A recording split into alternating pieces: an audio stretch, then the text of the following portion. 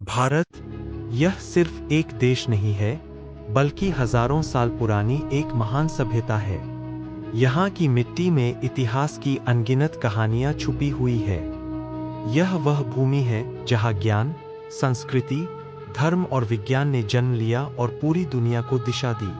भारत की कहानी शुरू होती है लगभग 5000 साल पहले, जब दुनिया की सबसे प्राचीन और विकसित सभ्यताओं में से एक सिंधु घाटी सभ्यता का उदय हुआ। यह सभ्यता हड़प्पा और मोहेंजोदड़ो जैसे शहरों में फैली हुई थी। इन शहरों की खास बात थी उनकी उन्नत योजना, सीधी सड़कें, मजबूत मकान और एक बेहतरीन जल निकासी प्रणाली। यह दिखाता है कि उस समय भारत के लोग कितने विकसित और बुद्धिमान थे।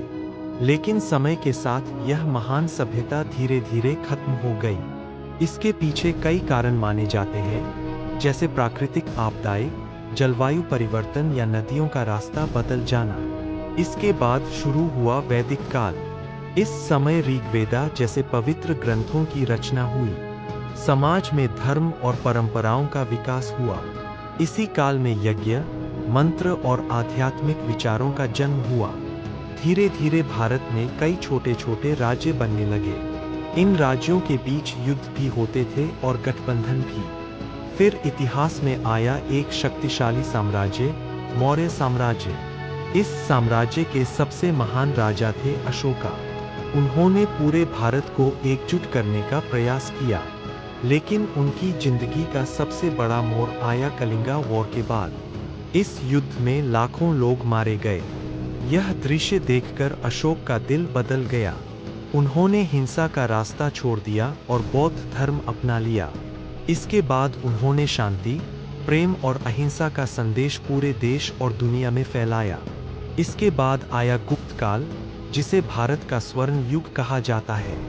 इस समय कला, विज्ञान, साहित्य और गणित ने अद्भुत प्रगति की। आर्यभट्ट जैसे महान वैज्ञानिकों ने शून्य का सिद्धांत दिया, जिसने पूरी दुनिया की गणित को बदल दिया।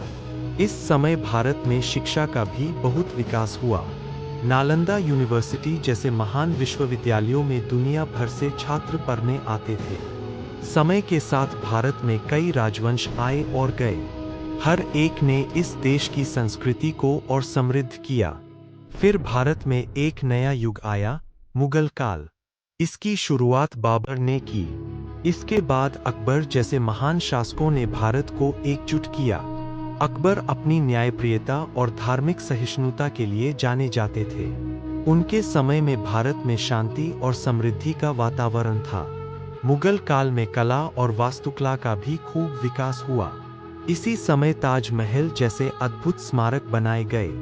लेकिन धीरे धीरे मुगल साम्राज्य कमजोर होने लगा। इसी दौरान यूरोप से व्यापारी भारत आने लगे। इनमें सबसे ताकतवर थी ब्रिटिश ईस्ट इंडिया कंपनी। शुरुआत में उन्होंने व्यापार किया, लेकिन धीरे धीरे उन्होंने भारत पर कब्जा करना शुरू कर दिया। फिर आया 1857 का वह ऐतिहासिक समय, रिवोल्ट ऑफ 1857।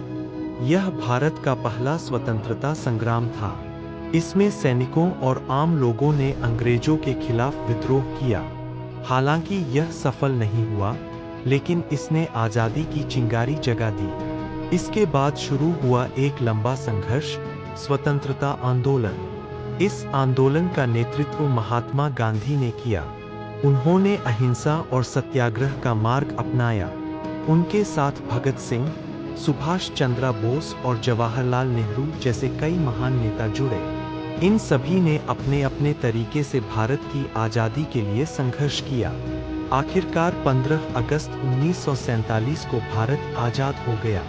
लेकिन आज़ादी के साथ ही देश का विभाजन भी हुआ, जिसने लाखों लोगों को गहरा दर्द दिया। इसके बावजूद भारत ने हार नहीं मानी।